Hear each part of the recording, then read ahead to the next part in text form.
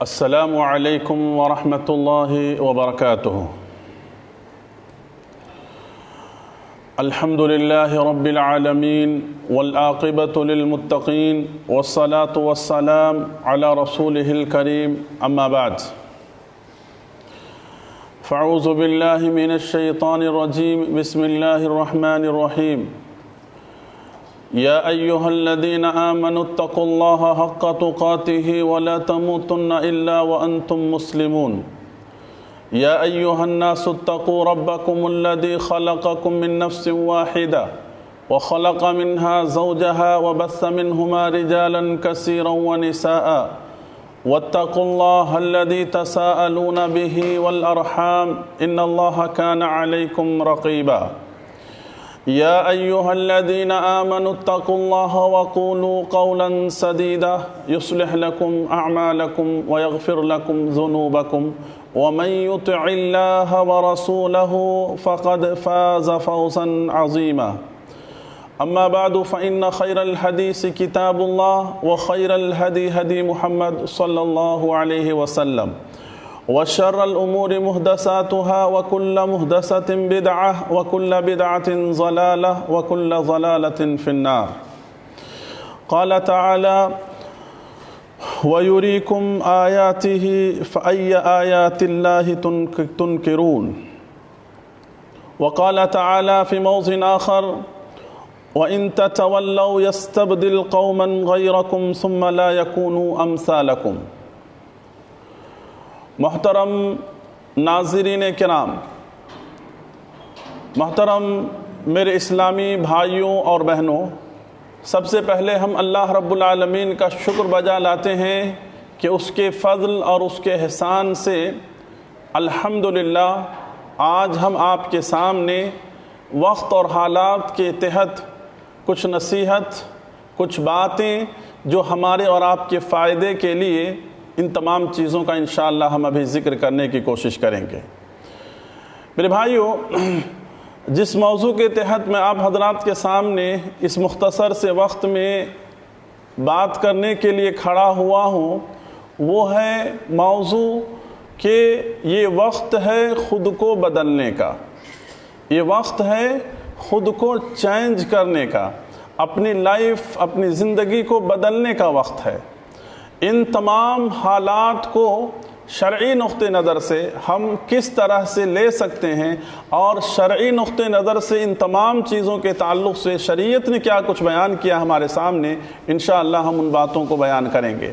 یہ جو lock down ہے، جن چیزوں کو لے کر کافی پریشانیوں میں ہم اور آپ ہیں، اور ساری امت ہے، ساری دنیا ہے، ایسے وقت میں ہمیں ان حالات کو، ان وقت کو، ان اوقات کو کیسے کچھ استعمال کرنا ہے، یہ تمام چیزیں ہم جاننے کی کوشش کریں گے۔ اللہ سے دعا ہے کہ رب العالمین کہنے والے کو کہی ہوئی بات پر اور سننے والے کو سنی ہوئی بات پر عمل کی توفیق نصیب فرما، آمین۔ میرے بھائیوں، یقیناً یہ وقت ہمارے لیے اور آپ کے لیے بہت ہی افسوس کی بات ہے کہ آج جمعہ، یہ تیسرا جمعہ ہے، آج تیسرا جمعہ ہے، اور آج بھی ہمیں مسجد میں آنے کا ہمیں موقع نہیں۔ آج ہمارے گھروں میں ہم ہیں، یہ اللہ کی مرضی، اس کی مشیت، لیکن ہم اس بات سے یقیناً غم زدہ ہیں۔ ہر مومن اس بات سے غم زدہ ہے کہ جو ہر وقت دل کے اندر یہ تمنا اور یہ خواہش رکھتا ہے کہ وہ اللہ کی طرف سے جو آواز آتی ہے، صدائیں جو اذان کی بلند کی جاتی ہیں، اس پر لبیک کہتے ہوئے وہ مسجد کی طرف آنے کی کوشش کرتا ہے، آج وہ موقع، آج وہ حالات، آج وہ چیز ہمارے بس میں نہیں ہے۔ آج ہمارا رب ہم سے ناراض ہے، لہذا ہم ہمارے رب کو راضی کرنے کی کوشش کریں، اور جتنا جلد ہمارا رب ہم سے راضی ہوگا، ہمارے گناہوں کو معاف کرے گا، اس قدر ہمارے لیے حالات کو درست کر دیے جائیں گے اور حالات بحال ہو جائیں گے۔ میرے بھائیوں، ایسے وقت میں ہم اور سارا ملک ہی نہیں بلکہ ساری دنیا، جو ایک وائرس، کورونا وائرس، جو بیماری اور جو وبا پھیلی ہوئی ہے، جس بیماری اور جس وبا کے ماتحت یعنی حالات میں آج پوری دنیا کے ماحول جو بنے ہوئے ہیں، آپ دیکھ رہے ہیں کہ ہر آدمی اپنے گھروں کے اندر بند ہے، ہر آدمی اپنا پورا وقت، رات دن آدمی اپنا وقت گھروں کے اندر گزار رہا ہے، بہت ہی ضرورت کے تحت آدمی گھروں سے باہر نکل رہا ہے۔ آج انسان حیران ہے، پریشان ہے کہ ان حالات میں انسان کیا کرے۔ میرے بھائیوں، اللہ تبارک و تعالیٰ نے قرآن مجید کے اندر اس بات کو بیان فرمایا، اس بات کی وضاحت فرمایا کہ وَإِن تَتَوَلَّوْا يَسْتَبْدِلْ قَوْمًا غَيْرَكُمْ ثُمَّ لَا يَكُونُوا أَمْثَالَكُمْ، کہ لوگوں اگر تم اپنے آپ کو تبدیل نہیں کرو گے، اپنے آپ کو چینج نہیں کرو گے، اپنی حالت کو اگر تم نہیں بدلو گے، تو یقین مانو کہ اللہ تعالیٰ ایسی قوم کو لائے گا جو تم جیسی نہ ہوگی۔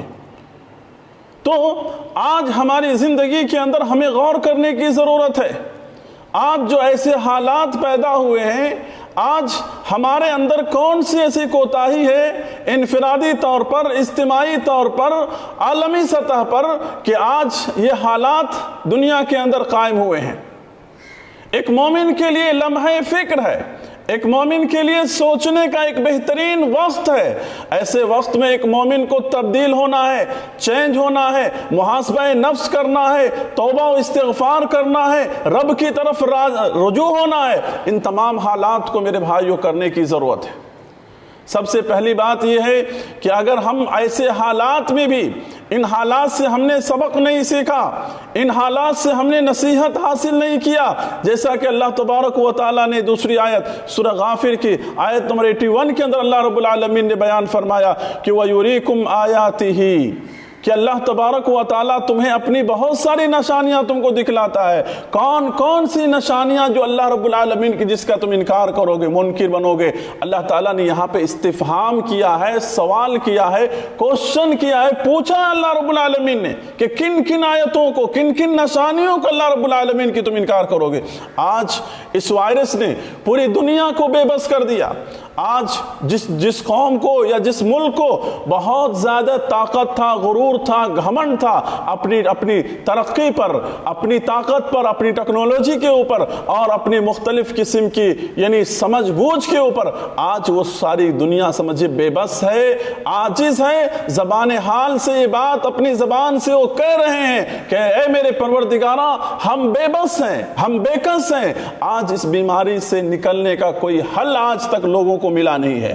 اس بیماری سے نکلنے کے لیے کوئی دوا آج تک کوئی کمپنی ابھی تک تیار نہیں کر پائی ہے۔ انسانوں کے غرور کو، گھمنڈ کو پوری طرح سے چکنا چور کر دیا ایک معمولی سی وائرس اللہ رب العالمین نے بھیج کر کے۔ یہ اللہ رب العالمین کی طرف سے جو یہ وائرس، یہ اللہ رب العالمین کی فوج ہے۔ لہذا آپ دیکھو کہ قوم کی تاریخ جب پڑھیں گے تو اللہ تعالیٰ نے ان کی بربادی کے لیے معمولی مخلوق کو اللہ نے ان کی تباہی اور بربادی کے لیے بھیجا۔ کوئی بڑی چیز کو اللہ نے نہیں بھیجا۔ آپ دیکھو ابابیل، ابرہا کی لشکر کو ایک معمولی چھوٹا سا ایک پرندہ، اللہ اکبر، کیا حشر کیا ان لوگوں کا۔ آپ دیکھو نمرود، اس کا انجام ایک مچھر، اس نے کیا کر دیا۔ آپ دیکھو قوم فرعون کے اوپر اللہ نے کھٹملوں کو، اللہ نے خون کو، اللہ نے میڈھکوں کو، ان تمام چیزوں کو اللہ نے مسلط کیا۔ میرے بھائیو، یہ تمام کی تمام چیزیں آتی ہیں انسانوں کو سدھارنے کے لیے، انسانوں کی زندگی کو چینج کرنے کے لیے۔ انسانوں کو ان تمام چیزوں سے نصیحت اور عبرت حاصل کرنا چاہیے۔ اگر آدمی نصیحت اور عبرت کے ناخن نہ لے اور ان تمام چیزوں سے ہوش کے ناخن نہ لے تو اس سے بڑا انسان، بے وقوف اور نادان دنیا کے اندر کوئی نہیں ہو سکتا ہے۔ ایسے ہی لوگوں کے بارے میں اللہ رب العالمین نے کہا کہ کل انعام بل ہم اضل، یہ لوگ چوپائے ہیں، یہ لوگ جانوروں کی طرح ہیں، ان کو کچھ فرق پڑنے والا نہیں ہے، یہ لوگ بے مقصد کی زندگی گزارنے والے ہیں۔ ایسے لوگوں کے بارے میں کہا گیا۔ تو تبدیلی کی جو بات ہم آپ کے سامنے رکھے ہیں، تو سب سے پہلی بات یہ ہے کہ ہم اپنی ایمان اور عقیدے کا جائزہ لیں۔ ہمارے اندر ایمان اور عقیدے کی کیا کمزوری ہے، ایمان اور عقیدے کو ہم درست کرنے کی کوشش کریں، اپنا ایمان ہم صحیح کریں، ہمارے ایمان کے اندر، ہمارے عقیدے کے اندر اگر کسی بھی طرح کی کوئی ملاوٹ ہے ہم اس کو درست کرنے کی ہم کوشش کریں۔ اللہ تبارک و تعالیٰ نے سورہ یوسف کے اندر بیان فرمایا وَمَا يُؤْمِنُ أَكْثَرُهُمْ بِاللَّهِ إِلَّا وَهُمْ مُشْرِكُونَ، کہ لوگوں میں سے بہت سارے لوگ ایسے ہیں جو ایمان کا دعویٰ تو کرتے ہیں لیکن ان کا ایمان کیا ہے؟ شرک کی ملاوٹوں سے بھرا ہوا ہے۔ آج ہم اپنے ایمان کا جائزہ لیں، کیا حقیقت میں ہم نے جو کلمہ پڑھا ہے اس کا تقاضا ہم پورا کر رہے ہیں؟ کیا حقیقت میں ہمارا ایمان ویسا ہے جیسا اللہ اور اس کے رسول صلی اللہ علیہ وسلم نے ہم سے چاہا ہے اور ہم سے مطلوب ہے؟ کیا وہ تمام کی تمام چیزیں پائی جا رہی ہیں؟ ضرورت اس بات کی ہے کہ ہم سب سے پہلے ہمارے ایمان کا جائزہ لیں، ہم تعلق باللہ کو مضبوط کریں۔ دوسری چیز، اپنے اخلاق اور کردار کو بلند بنائیں۔ ہم جس نبی کے ماننے والے ہیں اللہ تعالیٰ نے اس نبی کے تعلق سے کہا وَإِنَّكَ لَعَلَىٰ خُلُقٍ عَظِيمٍ، اے نبی کریم صلی اللہ علیہ وسلم آپ اخلاق و کردار کی بلندی پر فائز ہیں۔ آج امتی ہونے کی حیثیت سے ہم وہ اعلیٰ اخلاق، وہ اعلیٰ کردار، وہ اعلیٰ کیریکٹر ہم اپنے اندر اپنا کر کے اللہ کی مخلوق کے ساتھ ہم بہتر طریقے سے پیش آنے کی کوشش کریں اور حسن سلوک کا معاملہ ہم کریں۔ میرے بھائیوں، اللہ کے حقوق کو ہم صحیح طریقے سے ہم ادا کرنے کی کوشش کریں۔ آپ کے سامنے اس بات کو میں بیان کروں کہ سلف صالحین اور اس سے پہلے جو نیک لوگ گزرے ہیں ان لوگوں کی زندگیوں میں اور ہماری زندگیوں میں کتنا فرق ہے۔ عمر بن عبدالعزیز کے زمانے میں ایک مرتبہ کیا ہوا؟ زلزلہ آیا۔ عمر بن عبدالعزیز یہ مسلمانوں کے امیر تھے، مسلمانوں کے خلیفہ تھے عمر بن عبدالعزیز رحمہ اللہ۔ ان کے زمانے میں زلزلہ آیا تو زلزلہ آنے کے بعد عمر بن عبدالعزیز نے کیا کیا؟ اپنے تمام گورنروں کو خط لکھا، لیٹر لکھا اور اپنے تمام گورنروں کو خطوط لیٹر لکھ کر کے بھیجا کہ اپنے اپنے علاقے میں اعلان کراؤ کہ ہمارا رب ہم سے ناراض ہے، اللہ کا عذاب آیا ہے، اللہ تبارک و تعالیٰ نے اپنا غضب نازل کیا ہے، لہذا تمام کے تمام لوگ انفرادی طور پر، اجتماعی طور پر تمام کے تمام لوگ ایک ہو کر کہ اللہ تبارک و تعالیٰ سے توبہ کریں۔ اللہ سے کیا کریں؟ توبہ کریں۔ وَتُوبُوا إِلَى اللَّهِ جَمِيعًا أَيُّهَا الْمُؤْمِنُونَ، تمام کے تمام توبہ کرو، تمام کے تمام اپنے دلوں کے اندر سے، یعنی حقیقت میں اللہ رب العالمین کے سامنے حاضر ہو کر کے اپنے دلوں کو صاف کرو، اللہ سے معافی طلب کرو۔ یعنی عمر بن عبدالعزیز رحمۃ اللہ علیہ نے اس بات کا اعلان کیا اپنے گورنروں کے ذریعے سے۔ میرے بھائیوں، یہ وقت ہے توبہ کرنے کا وقت ہے، یہ وقت ہے ندامت اور شرمندگی کے آنسو بہانے کا وقت ہے، اپنے رب کے سامنے جس قدر ہو سکے بے بسی کے اظہار کرنے کا یہ وقت ہے۔ یہ وقت غرور اور گھمنڈ اور تکبر اور دوسروں کو نیچ دکھانے کا وقت نہیں، اپنی طاقت و قوت پہ فخر اور ناز کرنے کا وقت نہیں۔ میرے بھائیوں، ابھی دنیا جن حالات سے گزر رہی ہے، ہر آدمی پریشان ہے، ہر آدمی سمجھے ذہنی طور پر پریشانی کے عالم میں مبتلا ہے کہ معلوم نہیں کیا ہوگا۔ تو ایسے وقت میں خلوص للہیت کے ساتھ اپنی زندگی کو چینج کرنے اور وقت جو ہے، حالات جو ہے اپنے آپ کو بدلنے کا، اس میں یہ ہے کہ ہم توبہ کریں، کثرت سے ہم استغفار کریں، اللہ تبارک و تعالی ہمارے مسائل کو حل کرے گا۔ لہذا توبہ کرنا، تنہائی میں اللہ کے سامنے آنسو بہانا۔ میرے بھائیوں، ایک قطرے آنسو کی کیا قدر ہے اللہ رب العالمین کے پاس، آپ اندازہ کر سکتے ہیں؟ اس حدیث سے اندازہ کریں۔ نبی کریم صلی اللہ علیہ وسلم نے ارشاد فرمایا کہ عینان لا تمسوہم النار، کہ دو آنکھیں ایسی ہیں جس کو کبھی بھی جہنم کی آگ جلنے نہیں دے گی۔ ایک آنکھ تو وہ ہے جو اللہ تبارک و تعالیٰ کے ڈر سے اپنی گناہوں کو یاد کر کے اللہ کے سامنے بندہ کیا کرتا ہے؟ آنکھ سے آنسو گراتا ہے، آنکھ سے ایک قطرہ آنسو گرا دیتا ہے۔ یہ آنکھ سے گرنے والا آنکھ سے آنسو نہیں بلکہ یہ موتی ہے۔ اللہ تعالیٰ اس آنکھ کے گرنے والے آنسو کی اس قدر کرتا ہے کہ کل قیامت کے دن وہ آنکھ جہنم میں اگر جائے گی بھی تو جلے گی نہیں۔ دوسرا آنکھ وہ ہے جو اسلامی سرحدوں پر کھڑے ہو کر کے اسلامی کنٹری کی حفاظت کرنے والا فوج ہے، اس کی ہے۔ تو میرے بھائیوں، آج ہم معمولی ضرورت کے لیے لوگوں کے سامنے ہم روتے ہیں، گر گراتے ہیں، آنکھوں سے آنسو بہا دیتے ہیں۔ دنیا کی ضرورت کے لیے آج ہمارا دل کتنا سخت ہو چکا ہے، کتنا ٹائٹ ہو چکا ہے، آج ہمارا دل کتنا پتھر ہو چکا ہے کہ آج ہم اللہ رب العالمین کے دربار میں حاضر ہو کر کے بھی ہمارے آنکھوں سے آنسو نہیں نکلتے۔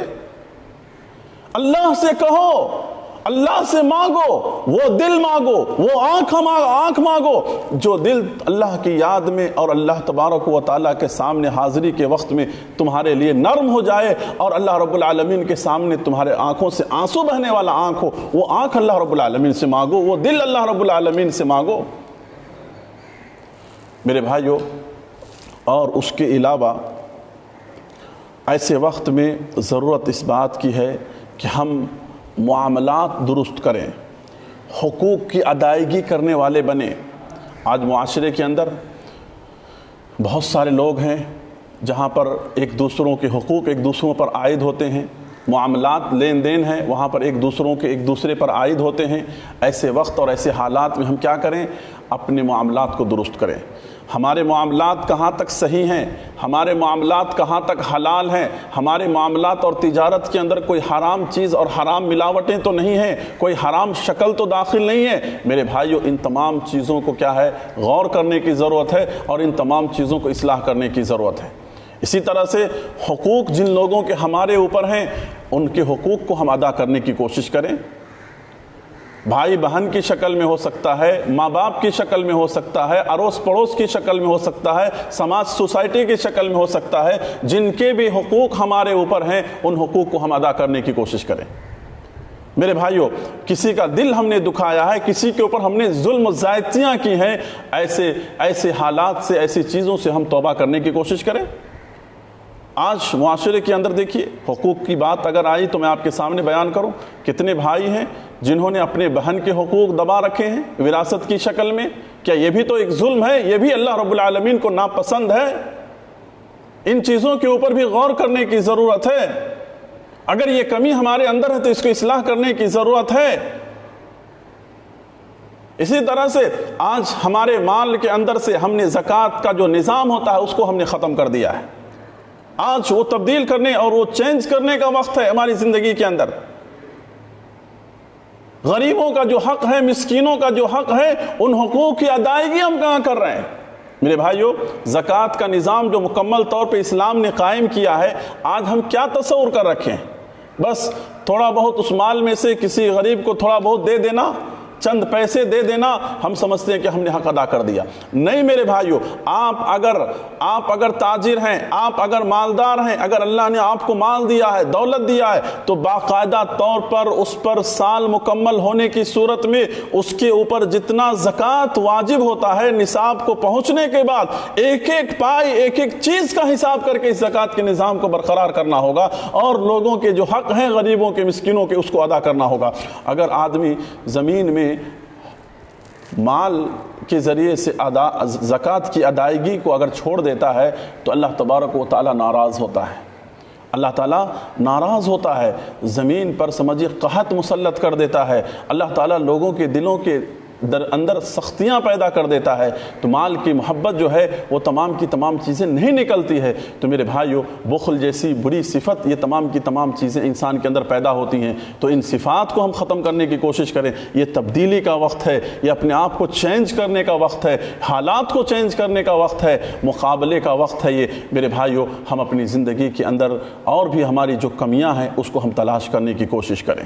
میرے بھائیوں، اور مزید ہم آپ کے سامنے اس بات کی بھی وضاحت کرتے ہیں کہ آج دنیا پوری طرح سے اس کورونا وائرس کے اندر اس قدر پریشان ہے کہ آپ دیکھیے، راستے ویران ہیں، شہریں ویران ہیں، گاؤں گلی ویران ہے، ہر طرف ویرانیت ہی ویرانیت ہمیں نظر آ رہی ہے۔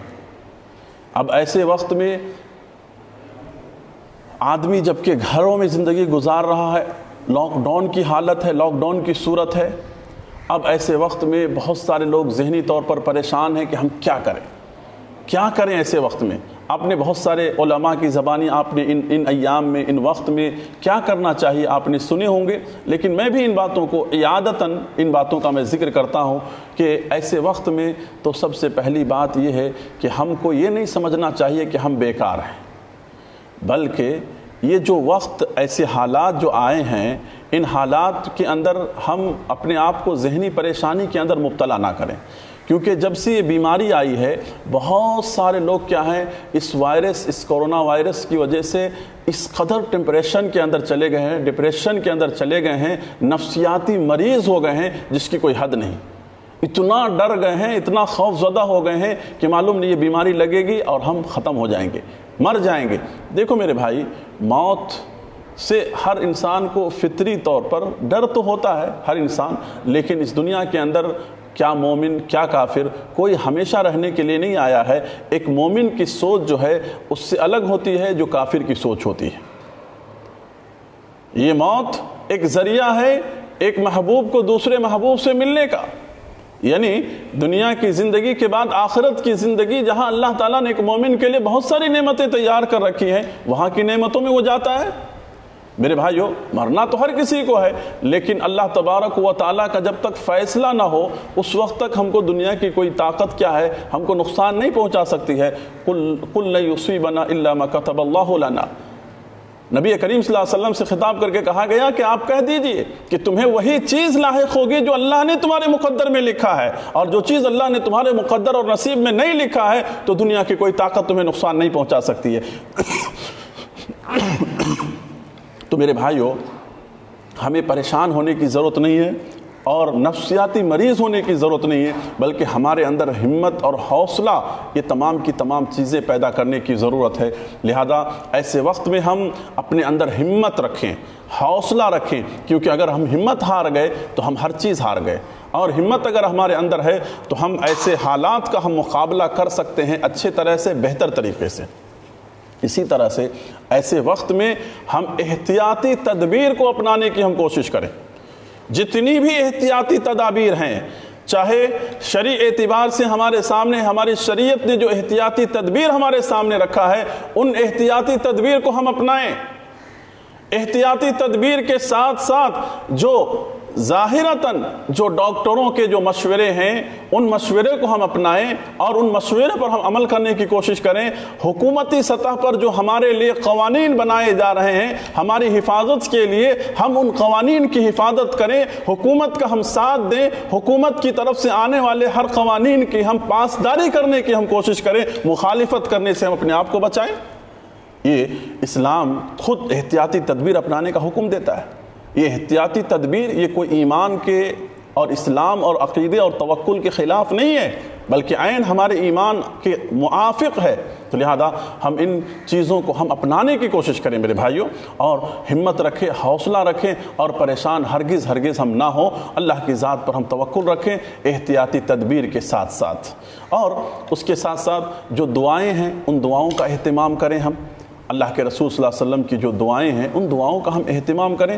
میرے بھائیوں، اس مرض سے جس قدر ہم پریشان ہو رہے ہیں، غور کر کے دیکھیے کہ الحمدللہ اس مرض میں مبتلا بہت سارے لوگ الحمدللہ شفایاب بھی ہو رہے ہیں، جن کا مقدر جن کا موت تھا ان کی امواتیں ہوئی ہیں۔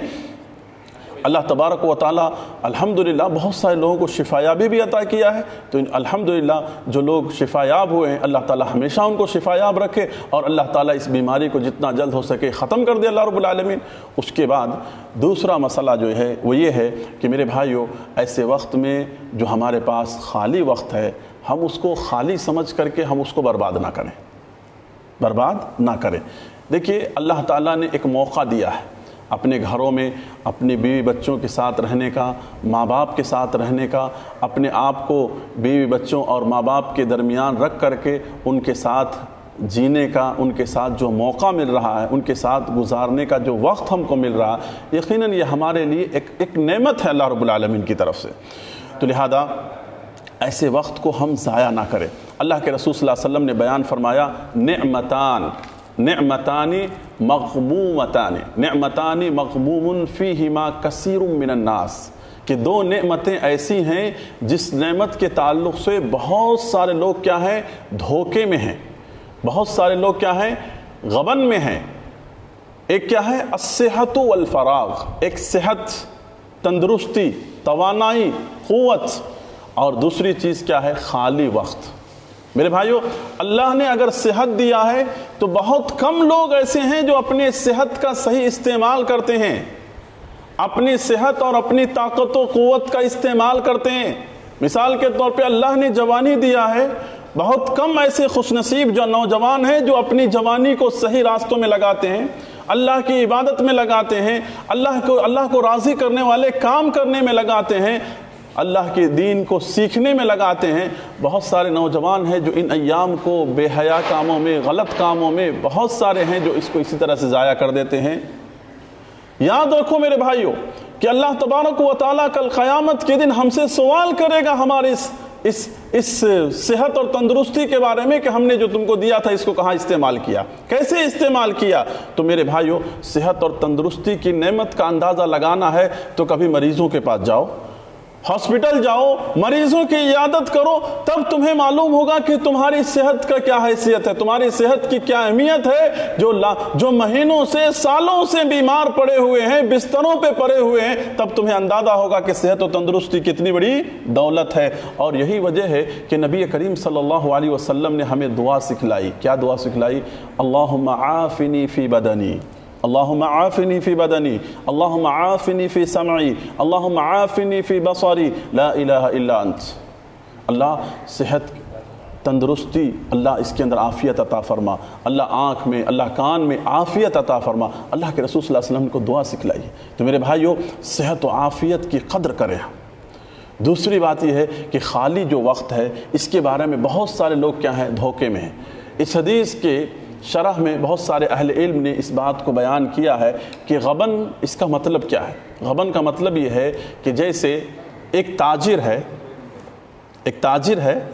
تجارت کے لیے وہ سامان خرید کر کے مارکیٹ میں لاتا ہے، اور اس کی امید ہوتی ہے جو مال میں نے خریدا ہے تجارت کے لیے، بزنس کرنے کے لیے، اس میں بہت زیادہ مجھے پروفٹ ہوگا۔ لیکن ہوتا ایسا ہے کہ اس کی سوچ اور اس کے خیال کے مطابق اتنی پروفٹ تو نہیں ہوتی ہے، بس الحمدللہ اس کو فائدہ ہوتا ہے۔ ایک تو مطلب یہ ہے۔ دوسرا یہ ہے کہ اس کو اتنا فائدہ نہیں ہوتا ہے۔